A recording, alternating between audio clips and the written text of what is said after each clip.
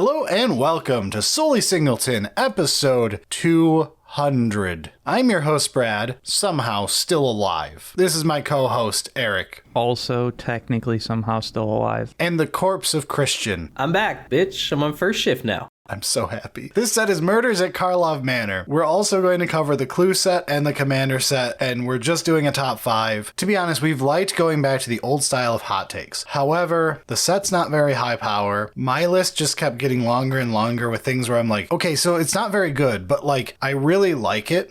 I had the exact same thing. I think you saw the original list I had. Oh yeah, your list was so long, and so many of the cards were like not close to something I gave a shit about. 40 cards. And I'm like, I can't defend like 20 of them at all. I just think they're neat.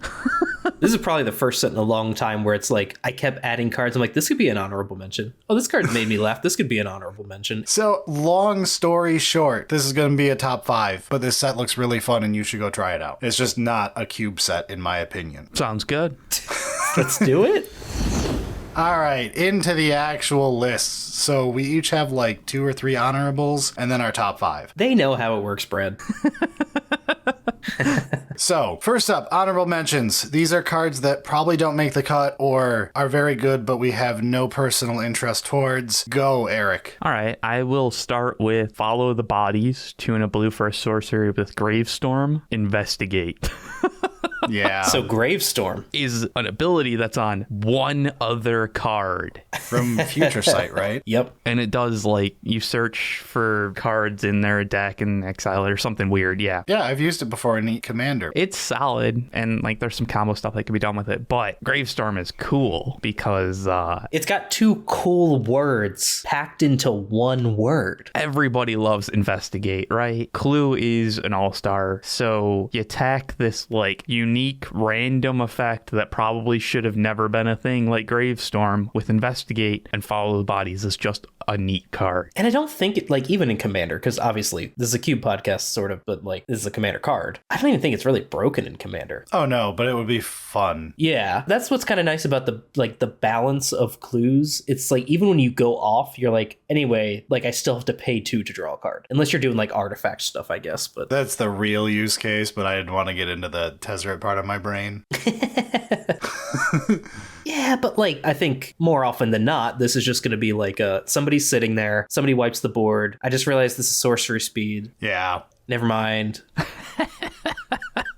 All right, I got it out of the way early. Card number 1. I didn't read right. All right, Christian, let's put you between us for the peasantry. Ooh. Yeah, that's the only reason you're between us. Well, you know what I could use right now? An escape tunnel. Oh, I thought it was pie. No.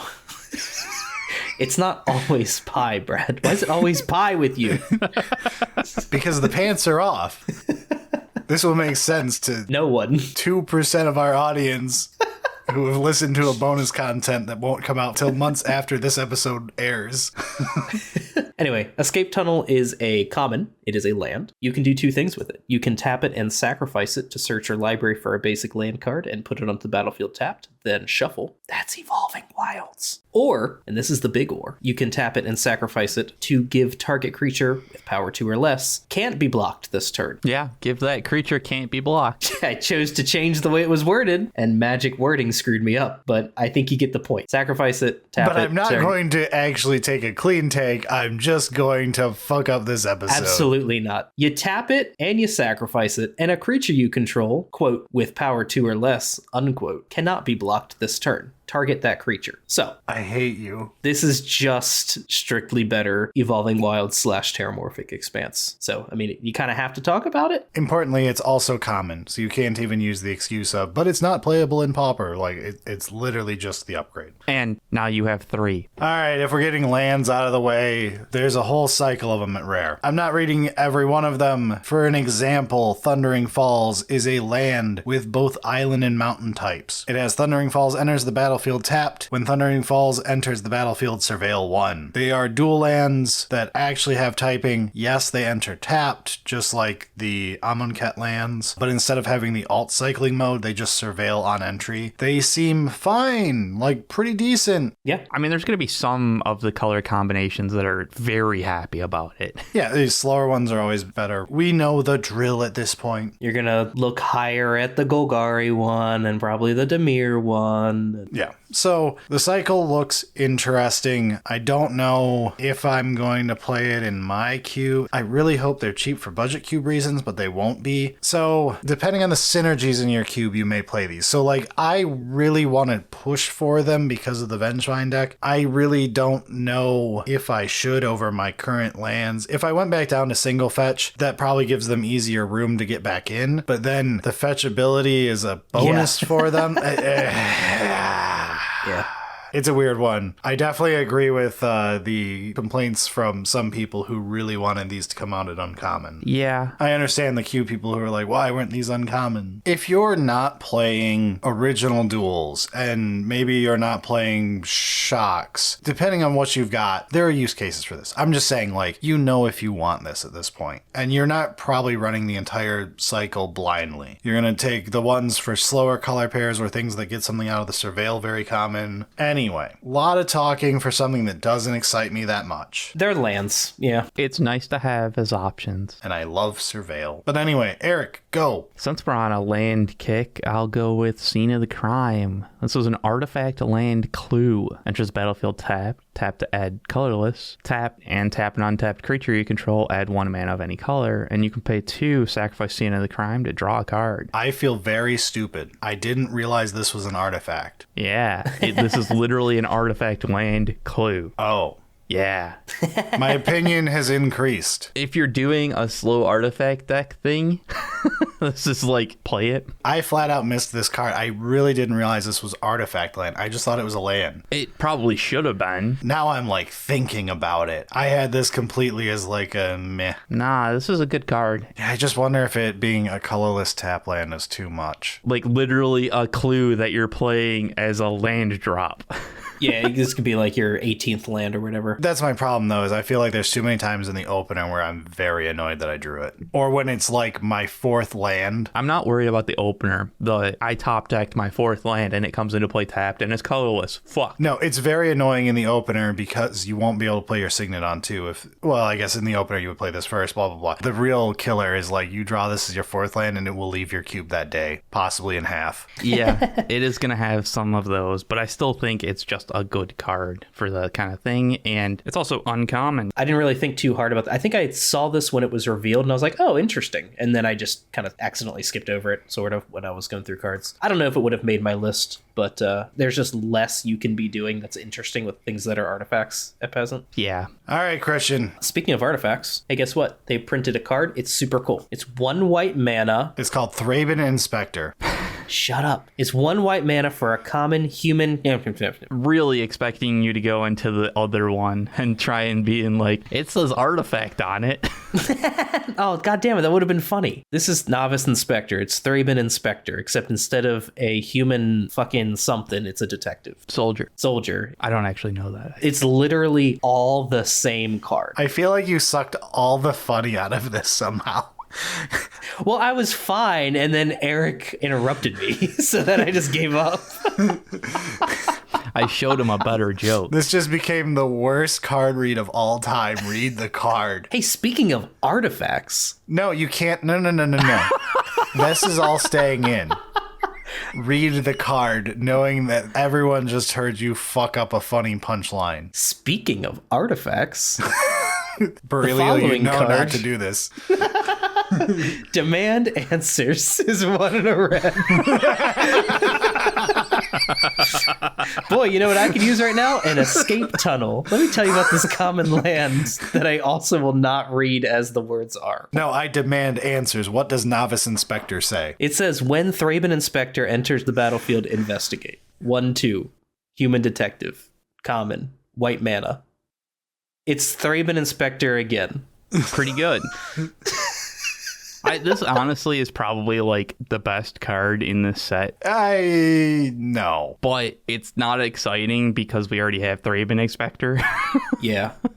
I'm not sure. So, like, obviously, Thraben Inspector is an amazing card. I'm not sure. Does a cube want 2? Probably, because yeah. it probably cuts one of the 2 ones for 1 at that point. Yeah, it's weird. That's going to be super dependent if you want a second Thraben Inspector, which is kind of why I don't think this is the best card in the set. If this was the first ever Thraben Inspector, it would have been undervalued. Yeah, I was like, it would have been Thraben Inspector and we would have been undervalued. But I don't think it's that crazy because it's the second. I do think there will be plenty of people happy to have a second. I don't think it's universal by any means. I think it's really cool, if you're doing the Boros, we'll say the Artifact aggro deck, not the Equipment Matters deck, because they've differentiated enough now, I think, at this point that there is a difference between the two. But it used to be that the Boros Artifact aggro deck would have to play things like the card from Court Homunculus. Yeah, thank you. I just knew. You're like, yeah. They had to rely on this card. I'm like, it's Court Homunculus because I hated this card. Yeah. this is like, if you're playing that for any reason, please replace it with Novice Inspector. But other than that, yeah, it's cool. When I was, I saw it and I was happy. Well, on the other end, Brad, you want to tell us about a mythic? I wasn't going to do that one next, but I guess Eric's excited for it. I am. Undergrowth Recon is 1 green for an enchantment that does nothing, which is why it's probably not worth my top 5 slot.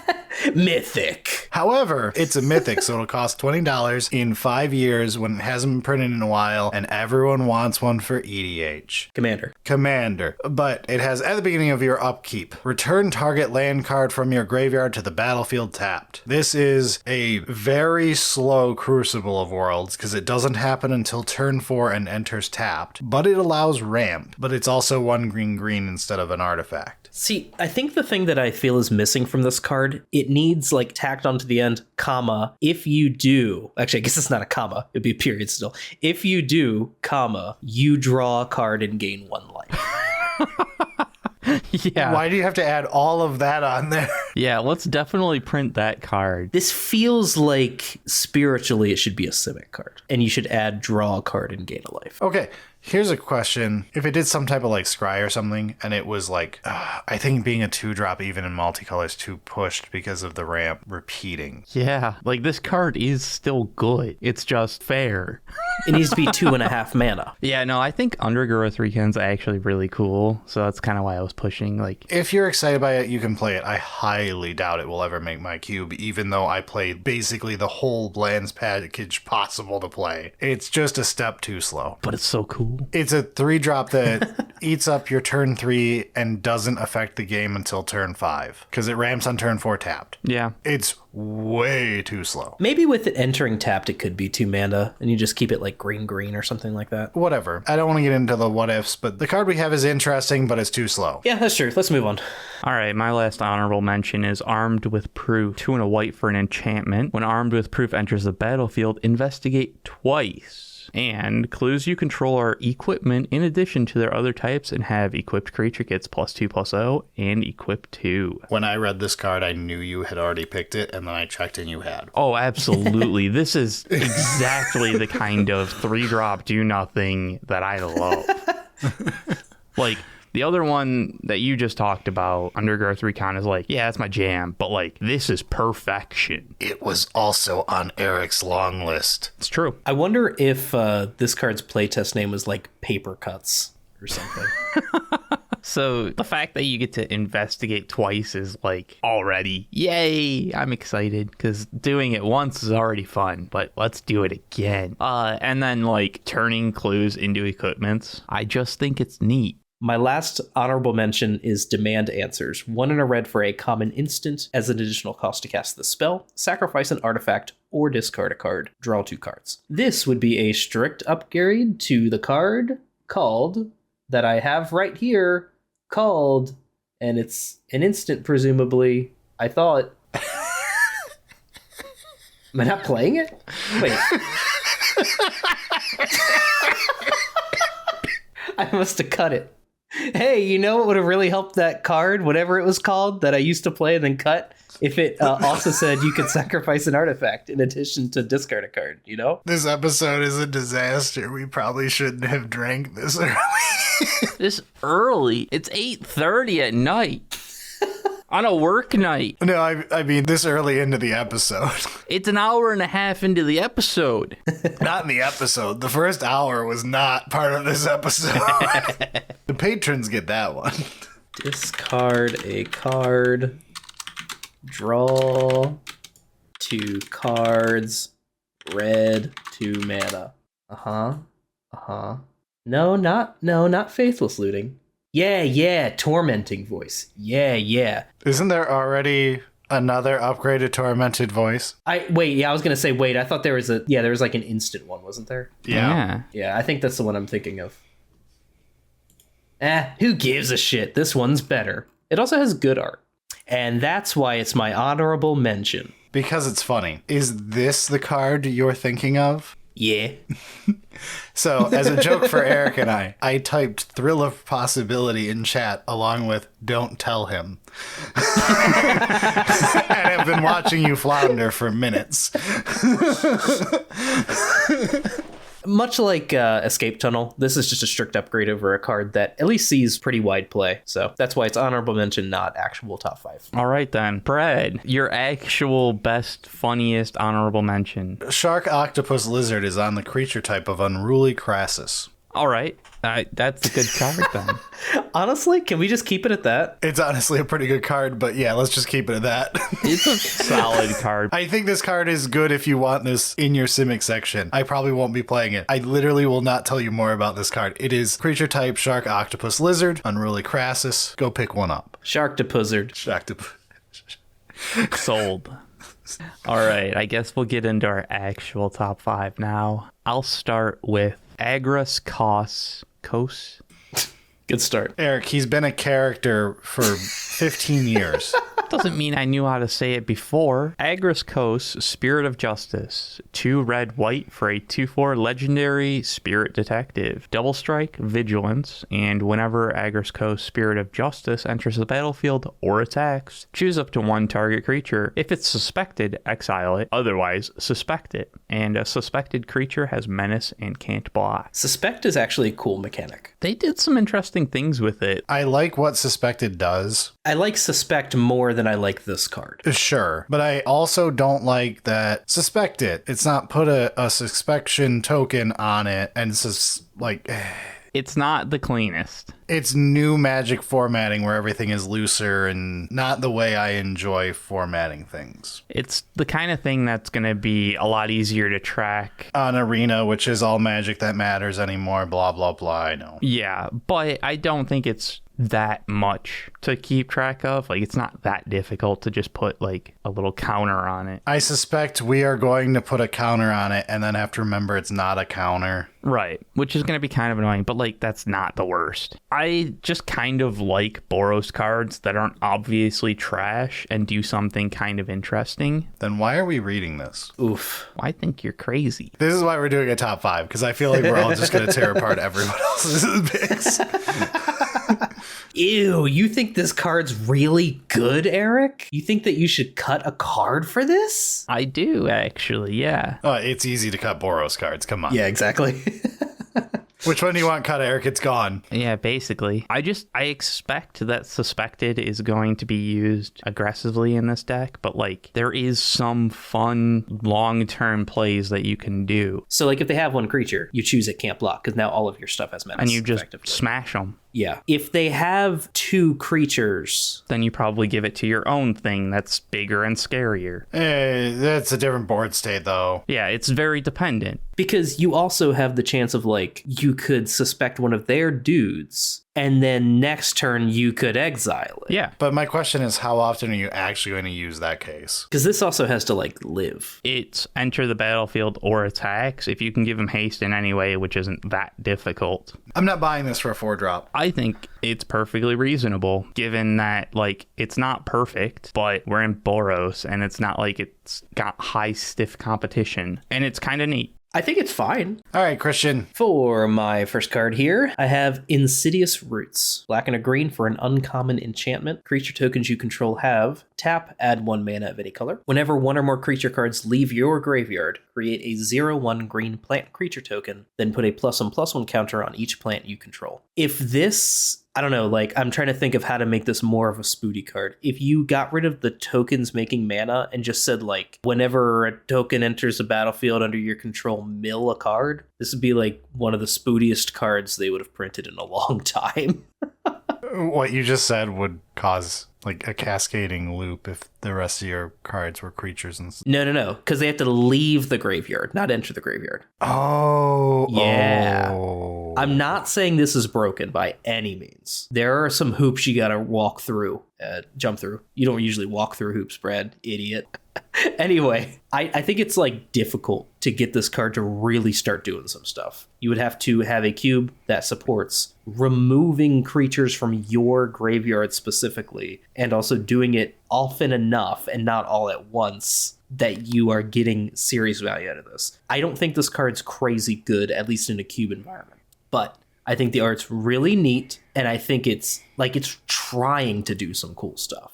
It doesn't make sense to play this card to like support that kind of deck when you could very, very easily just play Spider Spawning. Yeah. You know what I mean? So that's why it's number 5, but I really like the art. Okay, so for my top 5, they're in my personal order of excitement. I thought they were in collector set number. I thought that would be very funny, but no. So I just want to get that out of the way before I put this at number 5 when it's probably better than most of my others. Sharp-Eyed Rookie is 1 and a green for a 2/2 human detective with vigilance and evolve. When you evolve, investigate. Yeah, basically. It's a lot of text to spell out evolve. Yeah. Yeah. So I actually think this is a pretty decent card if you're going to look for +1/+1 matters in your Selesnya, Simic, whatever. Yeah. If you're doing it, this is a very, very good card for a 2-drop slot in green. It's essentially just going to be good no matter what. Like, not breaking everything, but like without building towards it. It is a less awesome version of the free value you get from Tireless Tracker. It's going to have similar things of like, that's a 3-drop and it's got stuff, but like... And Landfall versus Evolve is easier, and... They also curve fantastically into each other. They do. It's true. I think it's very good. There are things that I have more personal interest in, but like this is a very cube-worthy card from this set. Yeah, and it's not like that boring either. There is like the fact that you're generating investigate. I hate the art. The art's terrible. The art is awful. If they just changed Human Detective to Shark Octopus Lizard like I wanted, Yeah, this would be my number 1 spot. Sharp-Eyed Krasis is 1 and a green. All right. All right, so I've got Case of the Gateway Express. Want to know white for an enchantment case. When this case enters the battlefield, choose target creature you don't control. Each creature you control deals 1 damage to that creature. To solve, 3 or more creatures attack to this turn. And solved is creatures you control get +1/+0. I like how Eric keeps ending up with like all the one-offs of brand new card things. And we're just like, so this is a 2/2 for 2.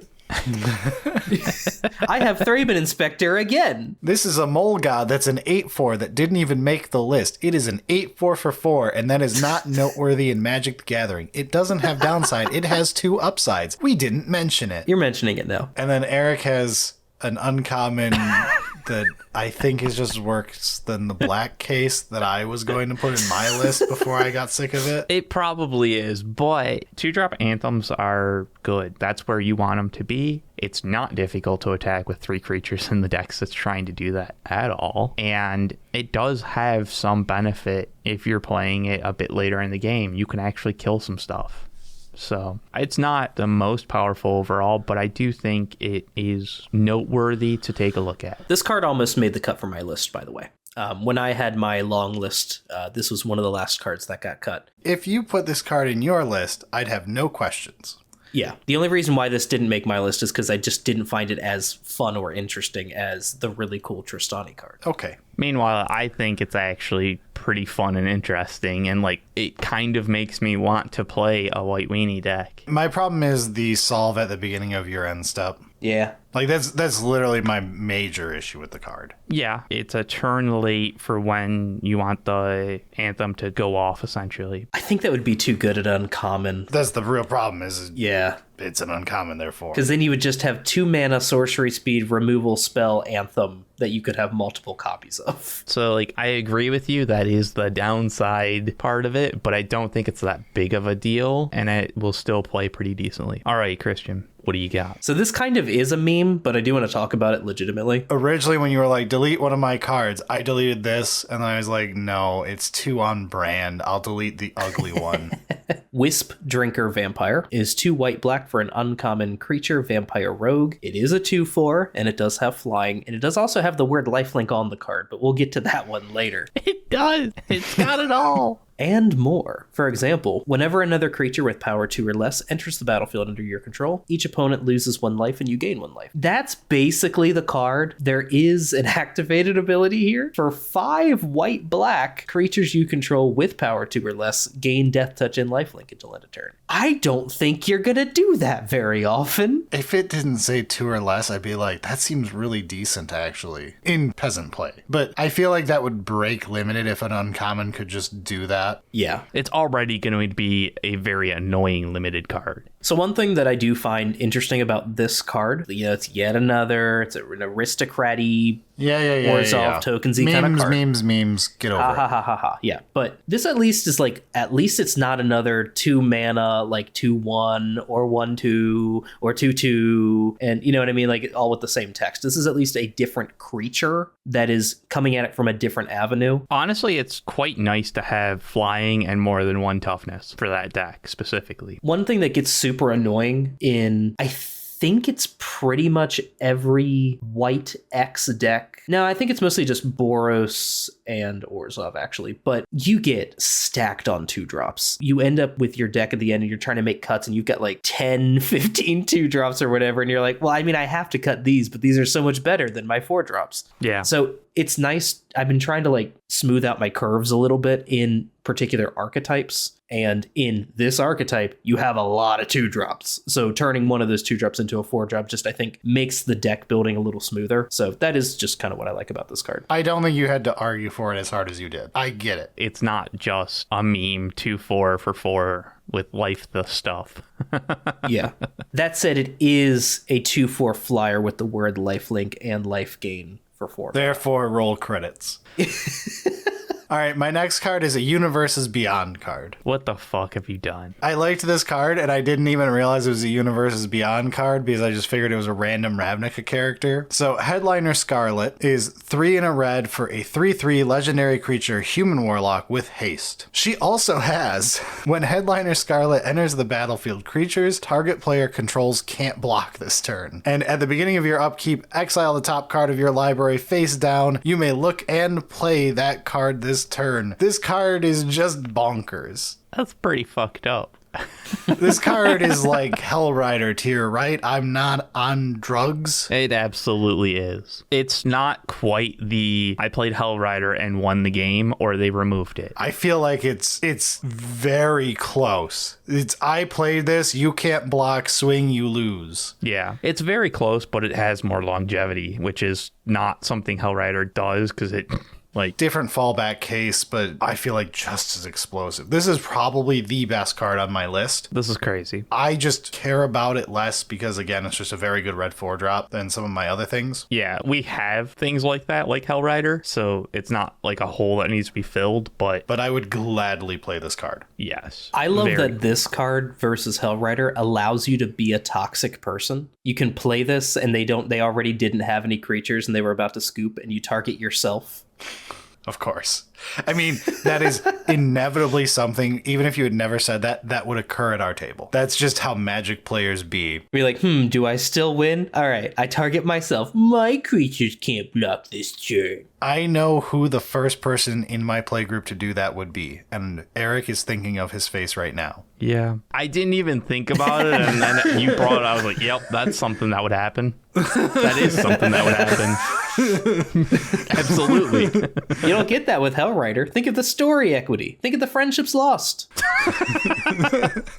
All right, Eric, let's move on from that. Forensic Gadgetter is 2 and a blue for a 2/3 Vidalcan Artificer Detective. Whenever you cast an artifact spell, investigate. Activated abilities of artifacts you control cost 1 less to activate. This effect can't reduce the mana, and that costs to less than 1 mana. It says investigate anytime you cast an artifact spell. Okay, this set has a single downside. My investigate boner is like losing specialness. Everything in this set investigates. I don't care. I'm in. Or at least everything we're talking about in this set investigates. Yeah, and that's fucking awesome. Especially when the activated abilities are cheaper for some reason on this. Like I was here for the cast an artifact, get a clue. So yeah. I mean, I think it's just a good card if you're playing slow aggro, or if you're playing slow aggro, yeah. If you're playing slow artifact decks. If you're playing fast control. I really am called interested burn. at the idea of slow aggro. It's called mid-range. Yeah, that'd be a great name for it if it existed. Yeah, I mean, I think it's going to do pretty well by just giving you extra clues and artifacts. Correct. Christian, let's move on from Eric petering out on this card that no one's fighting him over. Whew. My number 3 is Afterlife Insurance. Which is just proof that Ravnica is a hellscape. You can die and still have to deal with insurance. That's true. Hey, this is a card from C. It's a 1 and a hybrid white or black for an uncommon instant. Creatures you control gain Afterlife 1 until end of turn. Draw a card. If you don't remember Afterlife, it's when this creature dies, make a 1/1 flying spirit. This does not say non-token creatures you control. That's pretty neat. I actually didn't notice that. Yeah. So no matter what, and it's an instant, and you draw a card. You know, like whenever they print these kinds of effects, there's always the, I'd probably play this if it drew a card, or, but it's sorcery speed, but it's all the regular creatures. If you're in a token deck already, you probably blah, blah, blah. That's a big one for this kind of guy. Yeah. And it's hybrid. Like, it's just, I don't know, man. This is a very playable effect. I think you can just throw this in a deck as long as you're playing creatures. Yeah, I mean, that is the big downside. You have to play creatures. Oh no, creatures in my Magic the Gathering in 2024? My only knock against this, how often are you getting more than one creature to die on the same turn in Peasant? There are more Wraths than you might expect, and they are more effective against the token strategies, and they happen earlier as well. That's right, you get the token Wraths. Yeah, you get the Pyroclasms, any Drown in Sorrow kind of effect for the most part. I also play things like Slice and Dice, which has the short version, so to speak, that does the 1 to everything. And we also have Wraths now as well. I know they're expensive, but they do exist in the cube now, like actual Wraths. Okay, all right, I'm on board. It's neat. And again, like, it's not just a dead card because it still has the replace itself, and it's super easy to cast. I mean, you all, and I agree, by the way, but you all really, really like, for example, Spirited Companion. 2 mana, 1/1, when it enters, draw a card. Yeah.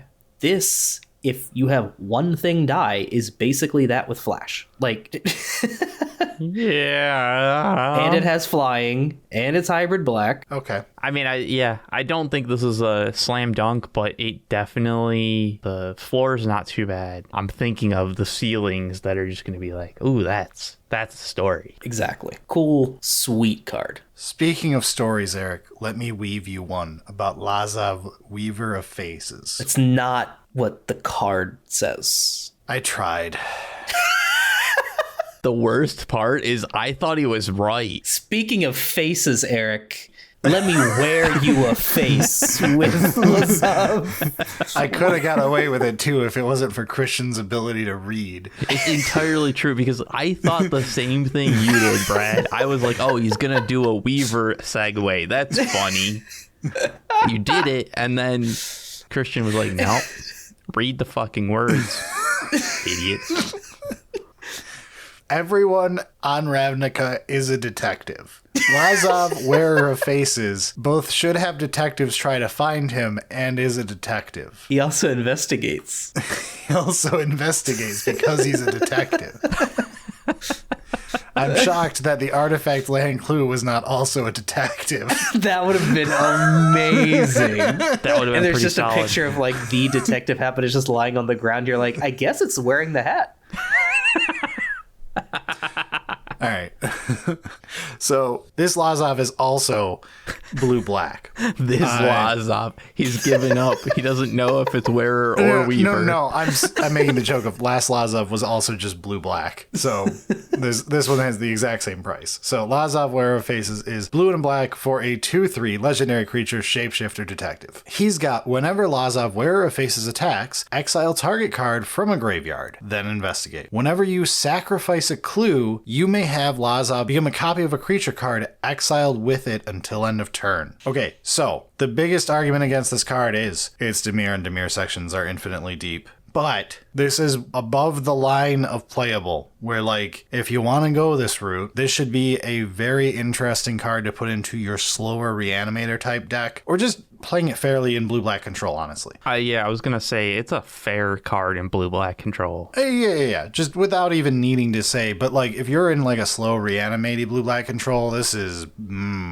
Yeah. Everything seems to line up together. I like how it's all working in unison towards a goal. You can stack the abilities in a nice way. Man, I wish someone had described the name of the person that this aesthetic profile is on a recent episode of their other podcast. Right. Melvin. Good job, Eric. Oh, I listened to that episode, but I wasn't sure where you were going with it. I was just trying. I'm like, man, this really makes my Melvin parts tickle. And I was like, that's kind of creepy. Wearing faces, though, that's socially acceptable. It's kind of hot. That's true. Better than weaving them. Hold up, Eric. What? All right. So yeah, I just think Lazav in general, pretty good for blue-black control. It's above the line. It's not going to break cubes open or anything, but like if you want to go this way, go for it. Eric, what's your number 2? Before you read your number 2, Eric, I just want to say I scrolled up and I saw your number 2 and I'm like, I can't believe that goblin, I'm just going to say, isn't your number 1. So I scrolled up to your number 1 and I understand. You understood immediately? So yeah, please continue with your number 2. All right, number 2, Fugitive Codebreaker, 1 in a red for a 2/1 Goblin Rogue with Prowess, Haste, Disguise, 5 in a red. This cost is reduced by 1 for each instant and sorcery card in your graveyard. Boy, what clean formatting. That was easy for me to grok. Like, what's crazy is it still hasn't explained what that means. No. When Fugitive Codebreaker is turned face up, discard your hand, then draw 3 cards. And so Disguise is you may cast this card face down for 3 as a 2/2 creature with Ward 2. Then turn it face up anytime for Disguise cost. Eric, explain Ward, because that also isn't explained on this card. Specifically, how does it interact if I'm trying to kill card something? Yeah. Well, kill you card see, something. You're on Arena, so it just figures it out for you. Interesting. Your card just goes to the graveyard and you don't understand why, because it's 3 layers deep of different reminder texts. Yeah. Fugitive Codebreaker is fucking cool, all right? Solid base, like 2-drop, 2/1, Prowess, Haste, woo. Goblin Piker, Prowess, Haste is pretty good for his stat line, sure. The fact that it's kind of like Bedlam Revelers, discard your hand, draw 3 cards effect for like a bunch of mana, but it's also cheapened by the amount of instants and sorceries that you have. Yeah, it's just doing everything that I want. Do you think this has the same problem that a lot of morph and morph adjacent cards have, where it's like if this is the only card with morph, the surprise isn't there and that matters? Or do you think that just doesn't matter with this card? There is no surprise and it does not matter. Yeah, that's kind of what I was thinking. Morph cards that are good don't give a shit about the surprise. Yeah. It would be more fun and like in limited, yeah, there's going to be some weirdness and that adds an extra complexity to the game state and all of that. But like in cube, no, it doesn't matter. And yes, the card is still very good. I think it's still debatable. Just looking at our red 2-drops, I'm like, what do I cut? And I'm like, do I care about it more than what's already here? There are some red 2-drops that are like Young Pyromancer. You don't fucking cut that. Yeah, but so many of these are good that I don't think this one is like above the others. I think it kind of is because it gives a different avenue. You're going to be using it for its morph thing 1 in 5 times, but that's still a noticeable effect. Maybe I'm overvaluing it a little bit, but... All right, Christian, it is time for your number 2. And number 2, I have a card called Scuttling Sentinel, also from the clue set. This is 1 hybrid Simic for a 3/2 uncommon crab elf. It has flash, it has vigilance, and then it also has, when Scuttling Sentinel enters the battlefield, put a +1/+1 counter on another target creature you control. Until end of turn, that creature becomes a blue crab in addition to its other types and gains hexproof. I think I'm going to have to pass. I'm not a big fan of the crab arms. That's okay.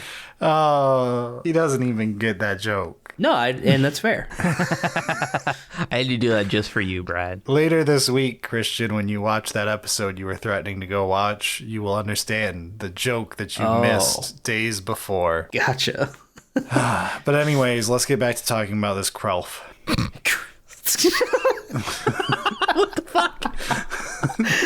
I laughed far more than you deserve to be laughed at for that joke. Obviously, this has flash and can give something hexproof and also gives a +1/+1 counter. That means that you're going to be able to do some interesting things with this card. Is that good enough? I think so, especially because it's not like blue-green. You know what I mean? If this was an actual Simic card, I don't know if I'd feel the same. Because it's hybrid, this allows it to go in obviously so many more decks, and you're just going to get more mileage out of it in that way. Not even it goes in more decks. It's also just that much easier to cast, even if you're in Simic. The fact that you're going to be holding on to this, you could be also threatening like a counterspell or something like that with 1 blue. I actually think this card, part of what's good about it is that it's good in pretty much any deck. Sometimes you're going to cut it because you're just like, okay, well, my archetype has enough cards that I can just cut this. But if you just need like I'll just say a generically good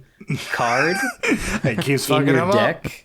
If you just need a generically good card in your deck, you can always slot this in as long as you're obviously in the colors. Like it can be a combat trick. It can be the combat trick of just you're in control. You, like you said, you didn't need to counter something or whatever, and you just flash it in and block and trade. It has vigilance, which means that you can get damage in when you're in control and potentially like it puts counters on things. So like you're starting. Yep. You can protect something against a control deck. You know, they can wrath and you were holding up this and you can bring it in on their end step and get in there. Like it just has a lot going for it.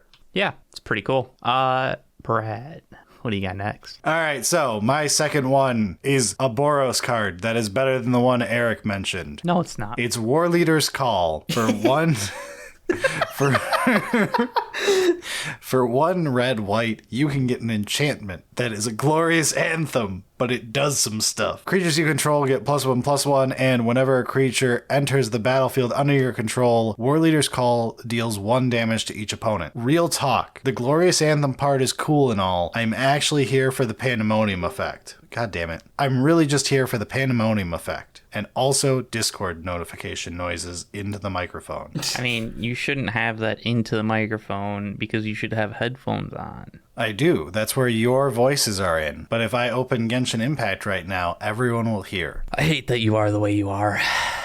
So does my wife. Actually, many people hate the way I am. People who work for me, people who work with me, people who hang out with me, people who have to live in the same body as me. There's a lot of people who don't like me. I don't even think that the sleep paralysis demon likes me very much. Wow. We're going to meet him in my number 1 slot. Yeah. Okay, so Warleader's Call is a fine card, but like the 3-drop Anthem, no. Glorious Anthem is just trash. Eric and I both hate Glorious Anthems. That's not why I'm here. Well, then why don't you just play the card that does that for 2 mana and red? Because it's not good enough without a Glorious Anthem attached. Yeah, it's I don't know. Not enough of an actual card. The Anthem is what's getting us over the line here so that this is a playable enchantment, if that makes sense. Like, it's the combo is enough to make it worth the card. I guess I get what you're saying. I guess I just ultimately disagree, but you would know more than I would. And again, this is why we're not doing this for the whole set and doing 60 cards of us doing That's this. fair. Yeah. Yeah, the problem is it's still a 3-drop that means you've already played a couple creatures. It works on tokens, though, as well. If it didn't, then this would be a trash card, and it wouldn't even make the... I wouldn't have put it on the list if it didn't work on tokens. But my point is, because it does, it actually still has a lot of gas at this point in the game. It's got some actual longevity. Yeah, it's not bad. If you're not going for like an equipment Boros section and you want to go more like wide tokens Boros, this card is sweet. Yeah, I think it can work out pretty well in a deck that's also going to be using Intangible Virtue. Like, it's just going to pair well. So imagine the Rising Horror as someone goes like 1-drop Thraben Inspector, who cares? At literally anything Goblin Guide, I don't care. 2-drop Intangible Virtue, 3-drop Warleader's Call, and they've got a full grip still. And you're like, please don't just be a bunch of token generation. Meanwhile, I'm like, let's do 1-drop Legion's Landing, 2-drop Intangible Virtue. Hey, yeah, there you go. Legion's Landing's a great 1-drop for this. Okay, yeah. So Legion's Landing into it? Yeah. No, yeah, it's... Warleader's Call is cool, but you want to know what's even cooler? What's even cooler? What's even more embarrassing? It's assembling the players. Ain't no one here ever been described as a player. We're all at the player haters ball, if we're being honest. But assemble the players is 1 and a white for an enchantment. Nothing? You may look at the top card of your library anytime. Once each turn, you may cast a creature spell with power 2 or less from the top of your library. All right. Says the thing. Hold on, I got this. Say the thing, Bart. Hold on, I'm already working on it. There you go. There we go. Nice big picture. Berilio, this needs to be on screen while Eric's talking for the YouTube audience. Everyone in the audio, you already know the image in your head. I would just like to say, more importantly, the art. Yep. Yes. What about That's a goblin in it. Smash. No, Eric thought the art showed something it didn't. Zoomed in and went, oh, fuck. And then was just trying to cover his tracks. No, it's definitely still Smash. But anyway, so assemble the players. Eric, defend this card other than for the memes. It definitely has some memes, but I do like the fact that it's going to work reasonably well with White Weenie kind of thing. Would you rather have this or Intangible Virtue? Or would you rather have this or just a 2-drop that applies pressure directly? Like Case of the Gateway Express. Actually, real talk, would you rather have this or Case of the Gateway Express? I'd rather have Case of the Gateway Express. I think I would too. Yeah. And I don't want that. But I feel like Assemble the Players is kind of a more interesting card. Sure. Like, there's some more play to it. But a large part of that is just me in, like... Yeah. Eric is really just... You guys do not understand how much it means to Eric to be able to look at the top card of his library at any time. It is part of his soul since I first did it with a Sphinx against him. Yeah. That Sphinx is fucking awesome. It will never not be Eric's favorite thing.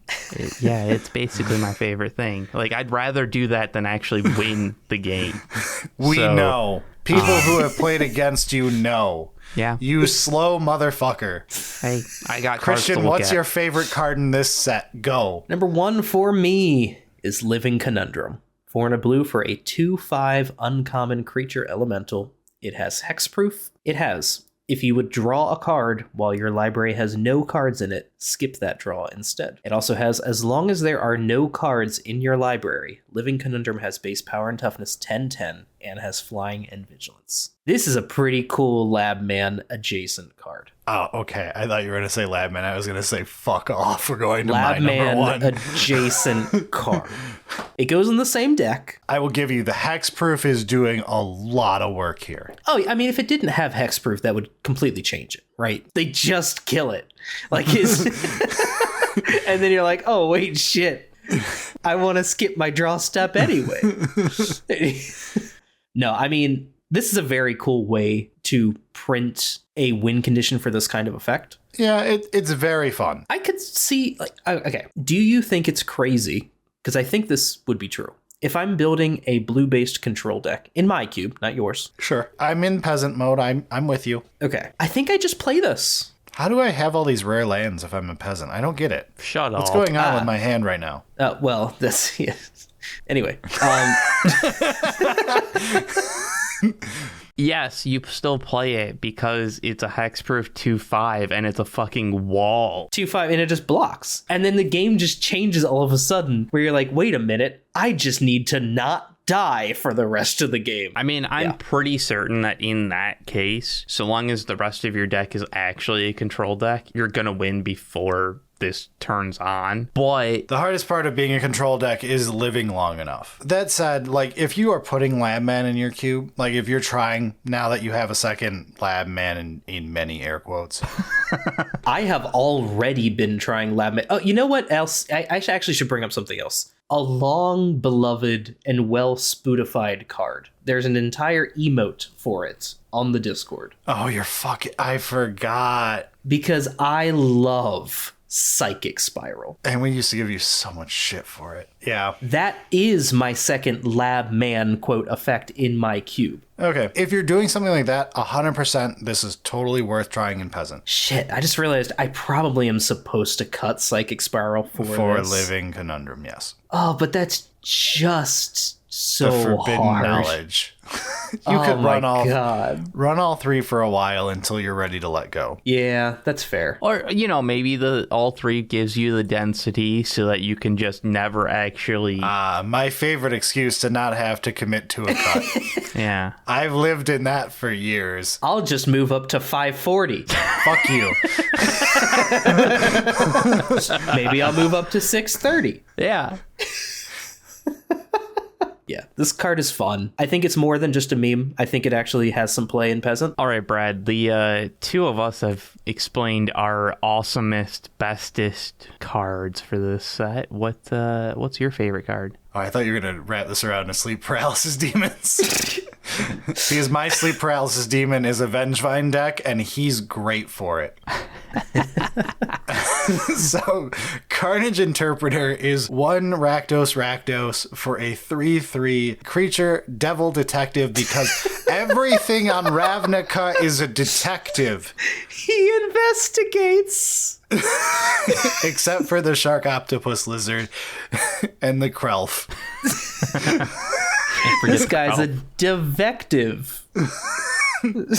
He's a detective shit. He's a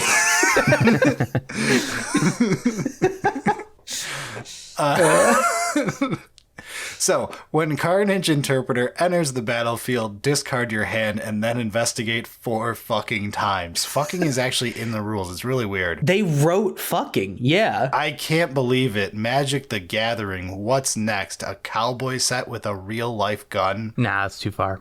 They gave fucking reminder text. I know. As long as you have 1 or fewer cards in hand, Carnage Interpreter gets +2/+2 and has Menace. Why? This card is cracked. It's a 5/5 Menace for 3 that discards your whole hand, which in several decks in my cube is quite good to begin with, and triggers many things to occur, and sets up many other things, and investigates 4 fucking times as just an add-on. This is my be-all, end-all favorite thing to come out of this. I will be playing this card. This is, of all of my things in this list, the one that I am 100% cemented on. There are other things in this set that interest me greatly, but I have trouble arguing. There are other things in this set where I don't look forward to the future of Eric arguing. Yeah, that's very true. Carnage Interpreter needs no argument for me. Slam dunk. My pick of the set. I mean, especially given the current focus of the cube, it's not even close. I do have to admit that, like, the fact that it investigates 4 times in Rakdos, it's likely not to be that useful. Like, 4 is not going to be much greater than 2 or 1 even in Rakdos most of the time. However, this is not a Rakdos card. It's true. This is hybrid. This is a Dimir card.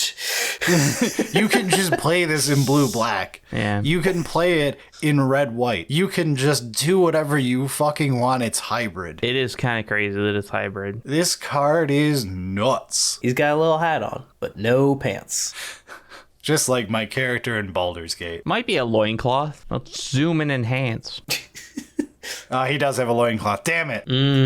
Well, what if it's just on that leg? Oh, he stands up and it just falls down and it's just like a flag on his thigh. Yeah, exactly. That would explain the 4 fucking times. I would investigate 4 fucking times.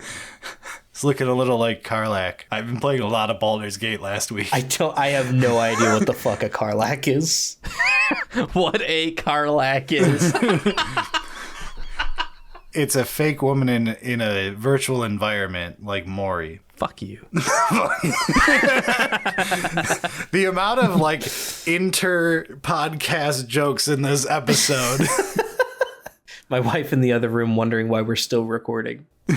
It's not even 9:30 yet. It's only been 2.5 hours. This has been a fucking speed run of a hot takes.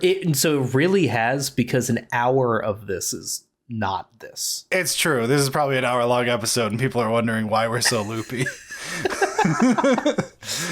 You see, we pre-gamed, and then when we finished, we pre-gamed again. Yeah, it was like, and then I opened up another bottle of sake. Overall opinions on the set? I love it. It's not very good. It's not particularly amazing for Cube. It's one of the coolest sets we've had in a while, and kind of reminds me of the like old Magic sets where like you could see that they cared and it wasn't just a cash grab of print more cards faster. Hold up. This is still a Ravnica set. It's that as well. But I like it. This is a trick that works on me. Yeah, but like there's obvious thought and attention to the details that actually mattered. Like, it's not just a slog. So I like the set. I think it's going to be really cool. All right, that is it for this hot takes. However much of it made the final cut. Patrons, you have a lot of bonus content coming. Yeah. Yeah. A little bit of it. You're going to like it. I hope.